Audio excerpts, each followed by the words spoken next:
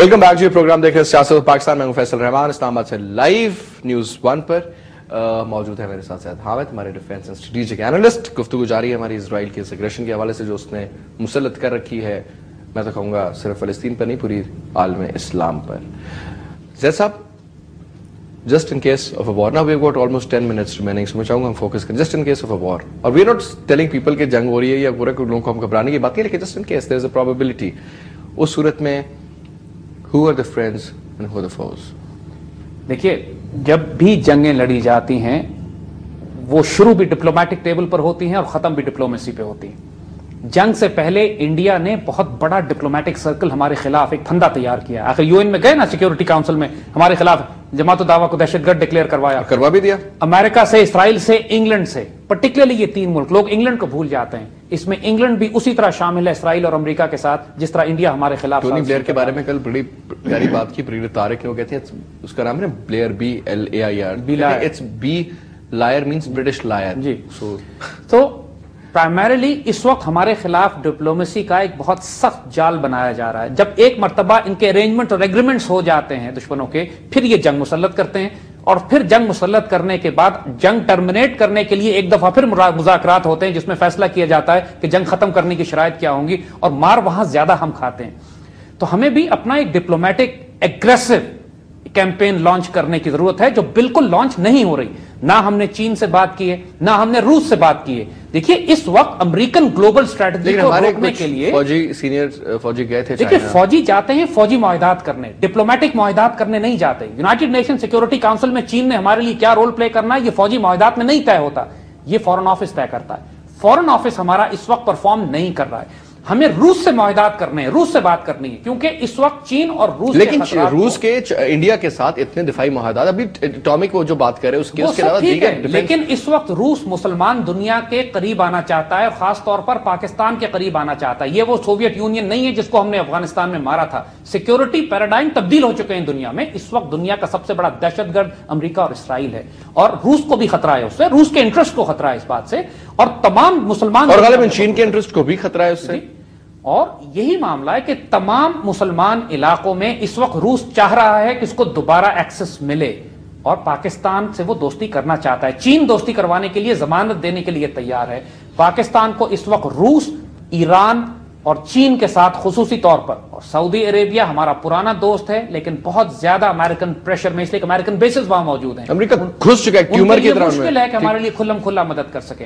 तो लेकिन कम से कम रूस और चीन, SCO ब्लॉक हमारे पास, आप अगर इस वक्त चीन और रूस के साथ वैसे दिफाई मुआहदात कर लेते हैं, डिप्लोमेटिक लेवल पर भी, सिक्योरिटी काउंसिल में, और दुनिया की सतह पर वो हमें मदद देते हैं, तो फिर जुर्रत नहीं होगी दुश्मनों की कि पाकिस्तान के खिलाफ एक एग्रेसिव कार्रवाई कर सके। हमें फौजी नुक्ता नजर से घेरा जा रहा है चारों तरफ से, हमें डिप्लोमेटिकली आइसोलेट कर दिया गया है, और मीडिया, प्रोपेगेंडा और इंफॉर्मेशन वॉरफेयर में तो दुनिया के सबसे बड़े दहशतगर्द ही हम लोग हैं। और ये पूरी दहशतगर्दी, इसका मीडिया का कंट्रोल देखिए कि CNN, फॉक्स और BBC उस दहशतगर्दी को दिखा ही नहीं रहे हैं जो इसराइल गाजा के अंदर कर रहा है। बिल्कुल, मैंने तो बड़ा क्लियरली ऑब्जर्व किया, और एक आध वो कोई वहां से कोई पटाखा मारते हैं तो उस पर शोर शुरू कर देते हैं। आप पाकिस्तानी मीडिया को देख लीजिए, कोई फुटेज नहीं दिखा रहा है, कोई फिल्में, तस्वीरें आपको नजर नहीं आ रही हैं जो इस वक्त गाजा के अंदर हो रहा है। क्यों छुपा रहे हैं इस बातों को? क्यों दुनिया को नहीं दिखाते कि इसराइल क्या कर रहा है? क्यों नहीं दिखाते कि इंडियन मिलिट्री प्रिपरेशंस क्या हैं? क्यों नहीं दिखाते कि इस वक्त इसराइल और इंडिया का नेक्सस आपस में क्या चल रहा है? क्यों नहीं दिखाते कि इसराइली F-16 इंडिया में मौजूद है, इंडियन मीडिया खुद दिखा रहा है कि F-16 उनके साथ फ्लाई करेंगे। हमें पूरी कौम के आगे बात वाज़ेह, घबराने परेशान होने की बात नहीं है। अल्लाह के फजल से हम 16 करोड़ भी हैं, अपनी इज्जत और आबरू का दिफा करना भी जानते हैं, और ये ला इलाहा को मानने वाली कौम भी है। हम अब तैयार भी हैं। हमें अगर चोट लग भी गई तो कोई आसमान नहीं गिरता जब तक हमारे हौसले मजबूत हैं, जब तक हम एक मुत्तहिद कौम है।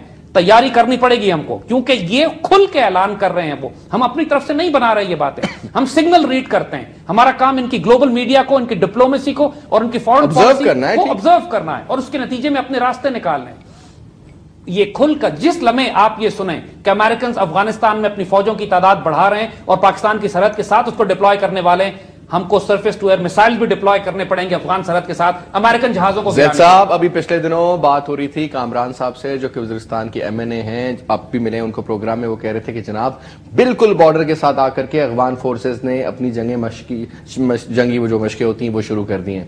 कि किस चीज का सिग्नल? और इस वक्त जिस बुरी तरह अफगानिस्तान की साइड से बलूचिस्तान लिबरेशन आर्मी को, तहरीक तालिबान को, बाजोड़ में, सवात में स्ट्रेंथन किया जा रहा है, स्ट्रेंथन किया जा रहा है, ہمیں بہت زیادہ مشکلات. ڈو یو تھنک اگر یہ ویسٹ سے آتے ہیں پاکستان کے اوپر امریکن فورسز جس طریقے سے انٹر ہونا چاہتے ہیں تو بیکاز وہ تو ڈرپوک فوج ہے بیسیکلی گھس نہیں سکتی کوئی تحریک طالبان اور ادھر کے لوکلز کو جو کہ بک جاتے ہیں یا جو بھی ہو جاتا ہے ان کو استعمال کریں گے ایز فرنٹ لائن فائٹرز. بنیادی طور پر تو 99% ٹرائبل ایریاز کے جتنے بھی پشتون وہاں بستے ہیں وہ اللہ اور رسول سے محبت کرنے والے پاکستان سے پیار کرنے والے لوگ ہیں. چھوٹے چھوٹے دہشت گرد ایلیمنٹس ہیں جو انہوں نے تیار کیے ہوئے ہیں وہاں پر. ان کو یہ سپورٹ دے رہے ہیں گراؤنڈ پہ, اب ان کو ایئر سپورٹ دیں گے. یعنی اس وقت جو ڈرون سے یہ حملے کر رہے تھے پہلے, اب ڈرونز کے حملوں کے بجائے B-52 سے بامبنگ کریں گے. ٹروپس نہیں اتاریں گے اس لیے کہ ان کی جان جاتی ہے اس بات سے کہ ٹرائبل ایریاز میں یہ ہم ٹروپس اتاریں. بنیادی طور پر ہمیں پھر افغان طالبان کو, گلبدین حکمتیار کو اور جلال الدین حقانی کو پھر مدد کرنی پڑے گی اور تھوڑے سے سرفیس ٹو ایئر میسائلز دینے پڑیں گے کہ وہ اندر ان کے طیاروں کو مار کے گرائیں, اندر ان کی فورسز کو سٹرائک کریں. پھر ایک کھلی جنگ ہوگی. اگر ان کا دماغ درست نہیں ہوتا اور یہ انڈینز, اسرائیلیز اور امریکنز مل کر پاکستان پر 2-3 اطراف سے پرابلم کریٹ کرتے ہیں, پھر ہمیں اپنے سروائیول کی جنگ لڑنی ہے. جو ویپن سسٹمز ہمارے پاس ہوں گے ہم استعمال کریں گے, چاہے وہ ہمارے نیوکلیر ویپنز ہوں. ہم کوئی اس بات پر یقین نہیں رکھتے ہیں, چاہے حکومت جو مرضی کہتی رہے کہ پہلے پاکستان نیوکلیر سٹرائک نہیں کرے گا. اگر ہمارے سروائیول کا ایشو ہے تو ہم نے رکھا کس لیے وہ ویپن, ہم استعمال کریں گے, چاہے ہم اسرائیل پہ کرنا پڑے یا انڈیا پہ. لیکن انشاءاللہ نوبت وہاں نہیں آئے گی. ان کا خیال یہ ہے کہ یہ پاکستان کو ڈپلومیٹکلی آئسولیٹ کر کے, ہماری سپلائیز بند کر کے, اکنامکلی ہمیں دبا کر پاکستان پر ایک چھوٹی سی سٹرائک کر کے ہماری حوصلہ توڑ دیں گے. انشاءاللہ ایسا کبھی نہیں ہوگا. یہ قوم دین کی خاطر, اپنی عزت اور آبرو کی خاطر جینا بھی جانتی ہے, مرنا بھی جانتی ہے. ہم بے شک تھوڑے سے غافل ہو گئے ہیں لیکن مرے نہیں ہیں. We are a living nation. Inshallah we know how to die, how to live for our country of faith. ہم انشاءاللہ اس ملک کی خاطر, وہ کسی نے بہت خوبصورت کہا کہ اگر آپ کے پاس زندہ جان دینے کے لیے کوئی مقصد نہ ہو تو پھر آپ کی زندگی کا بھی کوئی مقصد نہیں ہوتا. ہمارے پاس اپنے دین, اپنے ملک, اپنی عزت اور اپنی آبرو کے لیے جان دینا ہمیں آتا ہے اور انشاءاللہ ہم دکھا بھی دیں گے. پھر ہمیں آزمائے نہیں ہے لیکن ہم جنگ نہیں چاہتے, لیکن اگر آزمائیں گے تو پچھتائیں گے. جو جنگ شروع یہ کریں گے انشاءاللہ ختم ہم کریں گے. جید صاحب بہت بہت شکریہ فار بینگ ان دی شو. ہم لوگ تھرسڈے کو 2 گھنٹے کا ایک پروگرام کریں گے 7 to 9 جس کا نام ہم نے رکھا ہے غازہ special. We'll be having couple of more guest. آپ کے ساتھ بھی آپ تو آئیں گے انشاءاللہ, ساتھ سے لائیو پروگرام کریں گے ناظرین غازہ اسپیشل. اس میں we'll be having couple of more guest with us, کیونکہ 2 گھنٹے کا پروگرام ہے. اس میں کچھ ہم ایک ڈاکیومنٹری بھی تیار کر رہے ہیں اور آئی ٹرائی کہ موقع ملے تو ہم کچھ ٹیلی فون کالز بھی اس پروگرام میں لیں اگر پروگرام میں ٹائم کی اجازت ہوئی تو. ادروائز تھوڑا مشکل ہو جاتا ہے بیکاز سوال اس قسم کے ہوتے ہیں کہ ہمارا ٹیمپو ٹوٹ جاتا ہے. آج کا ہم نے پروگرام دیکھا, ہم یہ بات نہیں کر رہے کہ آپ کو ہم لوگ کوئی بڑی پیسمسٹک اپروچ دے رہے ہیں اور بالکل ہی کہہ رہے ہیں کہ جناب کچھ ہو جائے گا, ایسا شاید نہ بھی ہو, لیکن ایک پروبیبلٹی ہوتی ہے جناب. ایک اسٹوڈنٹ کی ایک تیاری ہوتی ہے اور تیاری کے بعد جب وہ امتحان دینے جاتا ہے اس اسٹوڈنٹ کو پہلے تو پتا ہوتا ہے کہ میری کتنی تیاری آئے کہ میں پاس ہوں گا یا نہیں, اور پاس وہی ہوتا ہے جس کی تیاری بھرپور ہوتی ہے, چاہے امتحان ڈیلے ہو جائے یا کینسل ہو جائے, تیاری اس کی مکمل ہونی چاہیے. تو ہم یہ بات کرتے ہیں کہ پاکستان فوج ماشاءاللہ ہم اللہ تعالیٰ کے ماننے والے ہیں, مسلمان ہیں, ہم کلمہ پڑھنے والی قوم ہیں اور ہم وہ واحد ملک ہیں جو لا الہ الا اللہ محمد رسول اللہ کے جس پر پاکستان بنا تھا.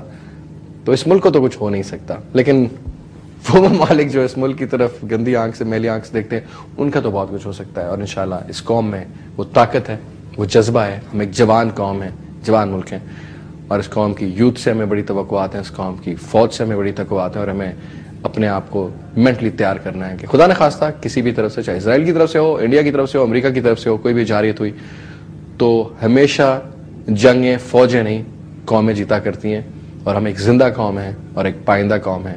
پاکستان زندہ باد. اس کے ساتھ ہی ہمیں اجازت دیجیے, کل پھر حاضر ہوں گے, پرسوں پھر حاضر ہوں گے, اور انشاءاللہ تھرسڈے کو ویل ہیو اے اسپیشل, جو میں نے پہلے بتایا ہم غازہ اسپیشل کر رہے ہیں جی. اس میں ہم تھوڑا سا اور آپ کو ڈفرنٹ اینگل سے گلوبل سینیریو پہ بات کریں گے. گیم پلان ہے کیا, ایجنسیز کا انٹرنیشنل لیول پہ رول ہے کیا, اس پہ گفتگو کریں گے. تب تک کے لیے اجازت دیجیے, خدا حافظ.